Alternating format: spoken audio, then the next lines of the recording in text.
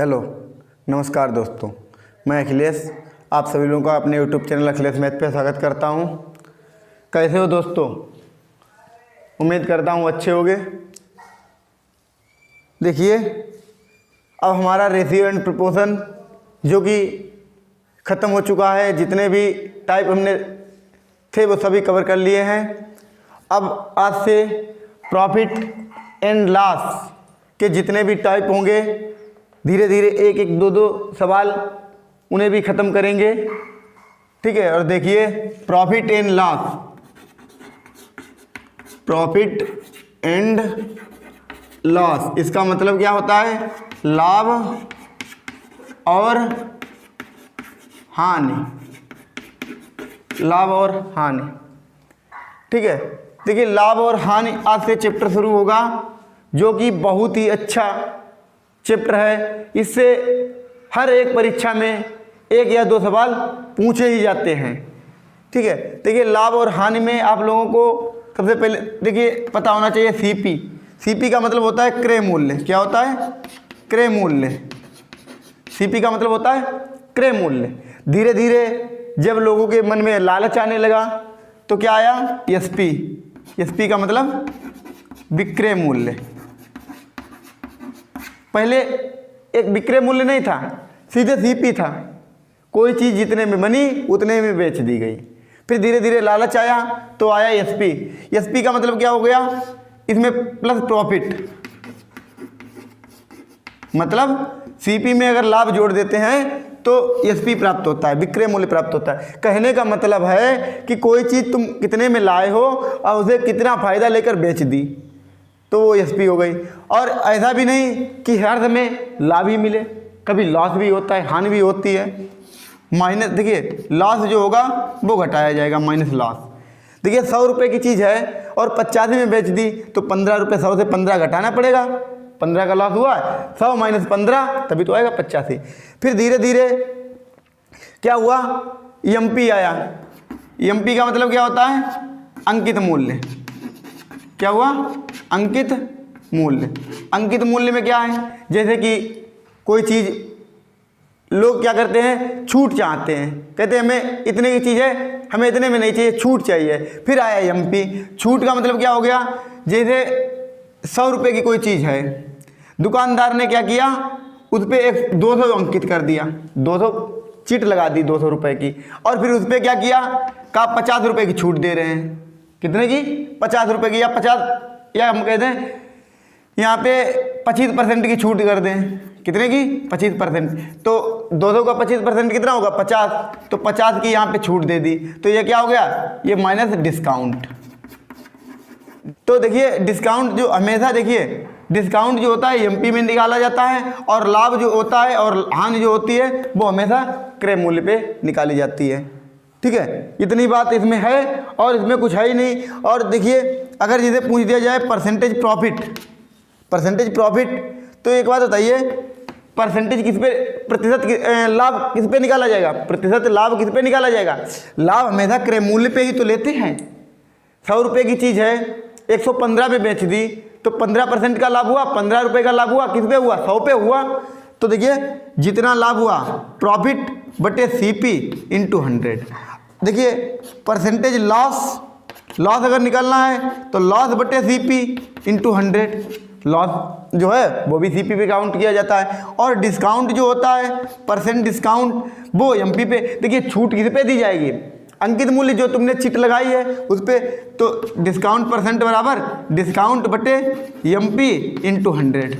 बस इतनी बात आप लोगों को ध्यान में रखनी है और सीधे अपने सवालों पे चलते हैं। ऐसा भी नहीं है कि आप लोगों को ये नहीं आया तो समझ लिया प्रॉफिट लॉस में कुछ नहीं आएगा। देखिए अब देखिए प्रॉफिट लॉस अच्छे तरीके से, अब सीधे सवालों पे आते हैं। सवाल समझना सभी लोगों के समझ में आ जाएगा। अच्छे अच्छे सवाल लेंगे और धीरे धीरे सभी टाइप खत्म करने की कोशिश करेंगे। देखिए जैसे सवाल देखिए आपकी स्क्रीन पे, 20 वस्तु का विक्रय मूल्य 25 वस्तु के क्रय मूल्य के बराबर है। 20 वस्तु का विक्रय मूल्य, देखिए 20 ऑफ एसपी, 20 ऑफ एसपी मतलब 20 का विक्रय मूल्य। क्या बताया? 20 का विक्रय मूल्य 25 वस्तु के क्रय मूल्य के बराबर है। 25 का सीपी का डाल लीजिए अगर इंग्लिश में नहीं जानते हो। 20 का विक्रय मूल्य बराबर 25 का क्रय मूल्य बराबर कर दिया। 20 का विक्रय मूल्य बराबर 25 का क्रय मूल्य के बराबर है। लाभ या हानि प्रतिशत बताइए। तो यहाँ पे हम क्या कर लेंगे, सीपी बटे एसपी, सीपी बटे एसपी। देखिए सीपी कितना है, देखिए यहाँ 25 आ जाएगा और यहाँ 20 आ जाएगा। देखिए 25 का जब 20 में गुणा करेंगे, 25 का जब सीपी में गुणा करेंगे तो 25 का सीपी हो जाएगा और इधर 20 सीपी आ जाएगा। ठीक है, अब यहाँ से देखिए हमने एक चीज़ बताई है, कभी भी परसेंटेज निकालना हो तो हमेशा परसेंटेज जो होता है वो 100 पे कैलकुलेट किया जाता है। कितने पे किया जाता है, 100 पे किया जाता है। देखिए यहाँ सीपी कितना है 20, तो हमें यहाँ 100 बना लेना है, परसेंटेज अपने आप आ जाएगा। हमें देखिए कहने का मतलब है 20 की चीज़ लाए और एसपी का मतलब 25 की बेच दी, 20 की लाए 25 की बेच दी। तो अगर हम इसमें क्या करें, ऊपर 5 से गुणा कर दें, नीचे भी 5 से गुणा कर दें, तो ऊपर क्या हो जाएगा 100, नीचे क्या हो जाएगा 125। 100 की चीज़ लाए और 125 की बेच दी, तो कितने का परसेंट का फ़ायदा हुआ, 25% का लाभ हो गया, प्रॉफिट हो गया। ठीक है, अच्छा सवाल है और नोट कर लीजिए। और फिर देखिए ऐसे एक अच्छा और सवाल देखिए, सवाल देखिए क्या है, 20 वस्तुओं की लागत x वस्तुओं के विक्रय मूल्य के समान है। 20 वस्तुओं की लागत, समझिए 20 की लागत, लागत का मतलब क्रय मूल्य, 20 का सीपी, 20 का सीपी। फिर बताया x वस्तुओं के विक्रय मूल्य के बराबर है, x के एसपी के बराबर है, बराबर कर दिया, x के एसपी के बराबर है। फिर क्या बताया है, यदि 25% का लाभ होता है तो x का मान ज्ञात कीजिए। 25% का लाभ होता है, देखिए हम एक बात जानते हैं, 25% बराबर क्या होता है, 25% का मतलब होता है 1/4, मतलब 4 पे 1 का लाभ होता है। कहने का मतलब 4 की चीज़ कितने में बेची जाती है, 5 में बेची जाती है, मतलब 25% का लाभ होता है। 25% का मतलब होता है 1/4, 4 पे 1 का लाभ होता है, 4 पे 1 का लाभ का मतलब 5। देखिए सबसे पहले हम यहाँ से कर लेंगे सीपी बटे एसपी, सीपी बटे एसपी। देखिए एसपी में कितना है x, तो यहाँ पे x कर दिया, सीपी में कितना है 20, देखिए 20 का सीपी में करेंगे 20 सीपी और x का एसपी में करेंगे x एसपी आ जाएगा। अब देखिए 25% का फायदा होता है, मतलब 4 की चीज़ 5 में बेची जाती है। सीपी में 4 लिख दिया, 4 की चीज़ 5 में बेची जाती है, तभी तो 25% का फायदा होगा। 4 पे 1 का फायदा लिया जाता है, तो 4 की चीज़ 5 में बेची जाती है, तब 25% फायदा हुआ। देखिए हम देखते हैं 5 में कितने से गुणा किया तब 20 आया, 5 में 4 से गुणा किया, 5 चक्कू 20, तो 4 में हम 4 से गुणा कर दीजिए, 4 चक्कू 16, तो x का मान कितना आना चाहिए 16, कितना आना चाहिए 16। तो कहने का मतलब है 16 की एसपी क्या आ जाएगा 16, तो x का मान ज्ञात कीजिए, x का मान कितना आ जाएगा 16। ठीक है, अच्छा सवाल है और बहुत अच्छा सवाल, प्यारा प्यारा सवाल। अब देखिए इसके आगे देखिए सवाल, और आप लोगों को अगर हमारे वीडियो में जरा सी भी मेहनत लग रही हो, लगता हो कि सामने वाले ने कुछ मेहनत की है, तो चैनल को लाइक और सब्सक्राइब करना ना भूलें, जिससे कि हम कोई भी वीडियो बनाएं वो आप लोगों को सबसे पहले मिल सके। ठीक है, अब देखिए इसके बाद तीसरा सवाल देखिए, x वस्तु को बेचने पर 7 वस्तु के क्रय मूल्य के बराबर हानि होती है। हानि 16.66% है। x का मान ज्ञात कीजिए, क्या ज्ञात करना है, x का मान ज्ञात कीजिए। देखिए क्या बताया है, x वस्तु को बेचने पर 7 वस्तु के क्रय मूल्य के बराबर हानि होती है, 7 वस्तु के क्रय मूल्य के बराबर हानि होती है। देखिए सबसे पहले 16.66% का मतलब क्या होता है, इसका मतलब होता है 16 सही 2/3, क्या हो गया 16 सही 2/3%। अब 16 सही 2/3% जानते ही होंगे। देखिए परसेंटेज में हमने पढ़ाया था, प्रतिशत में क्या बताया था, इसका मतलब होता है 1/6, क्या होता है 1/6। अगर नहीं आता है निकालना तो 16 3 48 और 2 50 हो गया बटे 3, और परसेंटेज हटाने के लिए क्या करते हैं, नीचे 100 कर देते हैं, 50 दूना 100, तो 1/3 दूनी 6 हो जाएगा, तो 1/6 आ गया।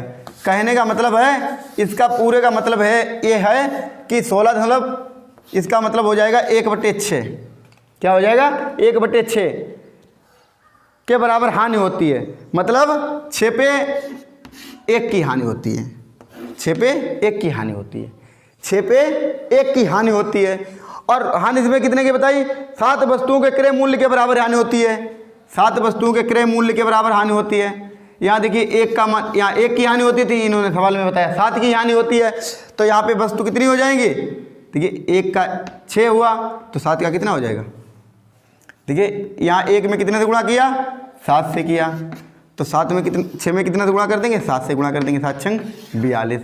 तो 42 वस्तुएं, देखिए 6 पे 1 की हानि होती है, 42 पे तो 7 की हानि होगी। कितनी वस्तुएं पे पूछा गया, 7 के लागत मूल्य के बराबर हानि होगी। बताए x वस्तुओं को बेचने पर, मतलब कितनी वस्तुएं बेची, वस्तुओं की संख्या ज्ञात करनी है। x वस्तुओं को बेचने पर 7 वस्तुओं के क्रय मूल्य के बराबर हानि होती है, मतलब 7 वस्तुओं के क्रय मूल्य के बराबर हानि होती है, और 16.66% की हानि होती है। इसका मतलब हो गया 1/6, मतलब 6 पे 1 की हानि होती है, 6 पे 1 की हानि होती है, जबकि हानि कितनी दी गई है, 7, तो इसका मतलब वस्तु कितनी होगी, 42। अच्छा सवाल है, नोट कर लीजिए। अब देखिए इसके बाद अब एक और मजेदार सवाल क्या है, 19 वस्तु को 225 रुपये में खरीदा, इन्हें बेचने पर 6 वस्तु की विक्रय मूल्य के बराबर हानि हुई, प्रत्येक वस्तु का विक्रय मूल्य क्या है, प्रत्येक वस्तु का विक्रय मूल्य क्या है, समझिए। सबसे पहले कितने की हानि हुई है, देखिए इसको लगाने के 2 तरीके हैं, इसको लगाने के 2 तरीके हैं। देखिए सबसे पहले जो थोड़ा छोटा तरीका है वो समझिए, क्या बताया है, 6 वस्तुओं के विक्रय मूल्य के बराबर हानि हुई, कितने वस्तुओं के, 6 वस्तुओं के विक्रय मूल्य के बराबर हानि हुई, 6 वस्तु। अब ये देखना है विक्रय मूल्य के बराबर हानि हुई है या क्रय मूल्य के बराबर हानि हुई है, विक्रय मूल्य के बराबर हानि हुई है। तो एसपी, तो हम क्या कर लेंगे, 1 की एसपी 1 मान ली, क्या मान ली, एसपी 1 मान ली, तो लॉस क्या हो जाएगा, हानि हो जाएगी 6, मतलब 6 वस्तुओं के विक्रय मूल्य के बराबर, मतलब 1 का विक्रय मूल्य 1 मान लिया तो 6 का विक्रय मूल्य कितना हो जाएगा, 6 नहीं हो जाएगा, और 6 विक्रय मूल्य के बराबर हानि हुई है, तो लाभ कितने का हो गया, मतलब कोई चीज़ उसकी विक्रय मूल्य 1 है, किसी चीज़ का विक्रय मूल्य 1 मान लिया, एक वस्तु का विक्रय मूल्य 1 मान लिया, तो 6 वस्तुओं का विक्रय मूल्य कितना हो जाएगा, 6 हो जाएगा, और 6 की हानि हुई है, कितने की हानि हुई है, 6 की, तो लाभ कितना आ गया, 6। अब इसके बाद क्या बताया है, 19 वस्तु को 225 रुपये में खरीदा गया, इन्हें बेचने पर 6 वस्तुओं के विक्रय मूल्य के बराबर हानि हुई है, प्रत्येक वस्तु के विक्रय मूल्य ज्ञात कीजिए। अब एक बात बताइए, 19 वस्तु हैं, वस्तु कितनी है, 19, तो एसपी कितना हो जाएगा, एसपी हो जाएगा 19, एसपी कितना हो जाएगा, 19 वस्तुओं को खरीदा गया है और 225 रुपये में खरीदा गया है, इन्हें बेचने पर 6 वस्तु के विक्रय मूल्य के बराबर हानि हुई, प्रत्येक वस्तु के विक्रय मूल्य क्या है, तो एसपी कितना हो गया, 19 हो गया, एसपी कितना हो गया, 19। अब यहाँ से सीपी अगर हम निकालते हैं, सीपी का मतलब क्रय मूल्य निकालते हैं। एक बात बताइए, एसपी 19 है, मतलब 19 वस्तुएं तुमने बेची, 6 की हानि हुई, कितनी वस्तुएं बेची, 6 की हानि हुई, 19 वस्तुएं बेची, 6 की हानि हुई, इसका मतलब खरीदी कितनी होगी, 19 और 6 25 वस्तुएं खरीदी होंगी, तब तुम्हें 6 की हानि हुई होगी, तो 19 ही तो वस्तुएं बिकेंगी, मतलब 25 बेची हैं, 6 की हानि हो गई, तो 19 ही तो वस्तुएं आई। कहने का मतलब है जब तुम्हारा सीपी 25 होगा और विक्रय मूल्य तुम्हारा 19 ही का मिलेगा, तो तभी तो 6 का घाटा होगा। मतलब 25 की कोई चीज़ है, 25 की तुम खरीद के लाए, हाँ, 19 की बेची, तभी तो 6 का घाटा होगा। ठीक है, यहाँ से इतनी बात समझ में आ गई। अब देखिए यहाँ से 19 आ गया, अब इन्होंने क्या बताया, 19 वस्तुओं को खरीदा गया है, तब 6 की हानि हुई है, तब 6 की हानि हुई है। अगर हानि नाम देखें तो मतलब 6 की हानि हुई है जब 225 में खरीदा है, तो इसका मतलब 25 वस्तुओं की कीमत 225 रही होगी, तब तो हानि नहीं हुई होगी। सीपी कितनी रही होगी, 225 रही होगी, मतलब 225 रुपये में खरीद के लाए हैं, हाँ, तब उन्हें हानि नहीं हुई है। जब 19 को बेचा है तब हानि 6 की हुई है, तो इसका मतलब 25 का मान 225 है, तो 1 का मान कितना हो जाएगा, 1 का मान हो जाएगा 25 नेमा 225। तो एक की एसपी कितनी आ गई? 9 आ गई। तो ज्ञात क्या करना था? प्रत्येक वस्तु का विक्रय मूल्य ज्ञात कीजिए। तो विक्रय मूल्य कितना हो जाएगा? 9। अच्छा सवाल है और नोट कर लीजिए। अगर नहीं समझ में आया तो ऐसे सवाल फिर लगवाएंगे। देखिए अब इसके बाद अच्छा सवाल और देखिए क्या है सवाल। किसी वस्तु को 8450 रुपये में बेचने पर जो हानि होती है और वस्तु को 9550 रुपये में बेचने पर जो लाभ होता है उसका अनुपात 5:6 है। वस्तु का विक्रय मूल्य ज्ञात करें, बेचने पर 10% का लाभ हो। विक्रय मूल्य ज्ञात करें जो बेचने पर 10% का लाभ हो। अब यहाँ पे समझिए कितने में? पहले 8450 रुपये में बेचने पर, और फिर कितने में? 9550 रुपये में बेचने पर। जो मतलब 8450 रुपये में बेचने पर जो हानि होती है और उसे 9550 रुपये में बेचने पर जो लाभ होता है उसका अनुपात कितना है? सबसे पहले यहाँ से यहाँ का अंतर देख लीजिए। ठीक है, 8450 और 9550 कितने? 1100। और पहले जो 8450 रुपये में बेचते थे तब हानि होती थी, और जब 9550 रुपये में बेचते हैं तो लाभ होता है। तो उसका अनुपात कितना है? 5:6 है। देखिए 1100 को 5:6 में बांटेंगे तो इसको 500 मिल जाएंगे, इसको 600, तभी तो 1100 होंगे। तो इसका क्या ज्ञात करना है? 10% लाभ पर बेचा जाता है। सबसे पहले इसका हम क्रय मूल्य निकाल लें। जब क्रय मूल्य निकाल लेंगे उसका 10% निकाल देंगे और जोड़ देंगे। देखिए 8450 रुपये में बेचा, तब हमें 500 रुपये की हानि हुई। तो इसका मतलब वस्तु की कीमत कितनी हो गई होगी? 8400 में 500 जोड़ देंगे 8950। वस्तु की कीमत कितनी रही होगी? 89। चाहे इधर से घटा दीजिए। 9550 रुपये में बेची, 600 रुपये का लाभ हुआ, तो 9550 से 600 घटा देंगे तब भी 8950 ही आएगा। अब इसमें क्या बताया है? 10% के लाभ पर बेची गई तब वस्तु का विक्रय मूल्य ज्ञात करना है। इसका जब 10% निकालेंगे तो एक जीरो कट जाएगा। कितना आ जाएगा? 895 आ जाएगा। तो 895 इसमें जोड़ देंगे 5, यहाँ 9 5 14 के 4 हासिल लगा 1, इसमें जोड़ दिया 9 9 18 के 8 हासिल लगा 1, कितने आ गए? 9845। यही वस्तु का विक्रय मूल्य आ गया। ठीक है, 10% लाभ पर। नोट कर लीजिए, अच्छा सवाल है। अब देखिए इसके बाद सवाल है, अच्छा सवाल है, इसको समझिए बस। 24 रुपये की छूट देने के बाद लाभ 16.7% है। लाभ कितना है? 16.7%। 24 रुपये की छूट देने के बाद 24% की। और क्या बताया है? यदि लागत मूल्य 480 रुपये है तो यदि कोई छूट नहीं दी जाए तो लाभ प्रतिशत ज्ञात कीजिए। समझिए, एक तो हमने सीपी लिख लिया, एक एसपी लिख लिया, एक एमपी लिख लिया। ठीक है, जब 24 रुपये की छूट दे दी जाती है, मतलब 24 रुपये की छूट दे दी जाती है, तब लाभ कितना होता है? लाभ जो होता है 16.7% का लाभ होता है। अब वस्तु की कीमत कितनी है? 480 दी गई है। वस्तु की लागत मूल्य दिया गया 480। यदि छूट ना दी जाए तब लाभ कितना होगा? यदि छूट ना दी जाए मतलब अंकित मूल्य पे ही बेचा जाए, इस पे ही बेचा जाए, तब लाभ कितना होगा? एक बात बताइए, जब 24 की छूट देता है तब तो इतना लाभ होता है। यदि हम ये भी 24 की छूट ना दें, ये 24 की छूट ना दें तो लाभ बढ़ेगा। मतलब पहले हम जब छूट दे देते हैं 24 की तब तो हमें इतना होता है। यदि हम छूट ना दें, कहने का मतलब है, सीधे समझ लीजिए, 24 रुपये की छूट देते हैं। यदि हम 24 रुपये और एक्स्ट्रा कर दें, लागत मूल्य और एक्स्ट्रा कर दें 24 रुपये, तो 24 रुपये पर तब कितना लाभ हो जाएगा? तो हम सीधे 24 रुपये का लाभ निकाल लेते हैं 480 पे। 480 पे देखिए 24 रुपये जो है, 24 कितने परसेंट है 480 का? इंटू 100। 24 दूना 48, एक जीरो से एक जीरो कट गया, 2 से काट दिया, 2 पंचे 10, मतलब 5% है। कितना है? 5% है। तो इसमें जब 5% हम और जोड़ देंगे तो कितना आ जाएगा? 21.7%। 21.7% का लाभ हो जाएगा। अच्छा सवाल है। और देखिए इसको कैसे लगाते? बड़े मेथड से लगाते। देखिए कितना अच्छा सवाल है। अब इसमें तुम पहले इसका मान निकालते घूमो तो बड़ा सवाल हो जाएगा। सीधे देखिए 24% की छूट दे रहे थे, वो हम 24% इसी पे निकाल देते हैं, मतलब 24 रुपये एक्स्ट्रा कर देते हैं कोई चीज़ में। उस 24% कितना परसेंट आया है तो वही इसमें जोड़ दिया, तो टोटल कितना लाभ हो जाएगा? 21.7%। ठीक है, अच्छा सवाल है और इसको 2-1 बार करना।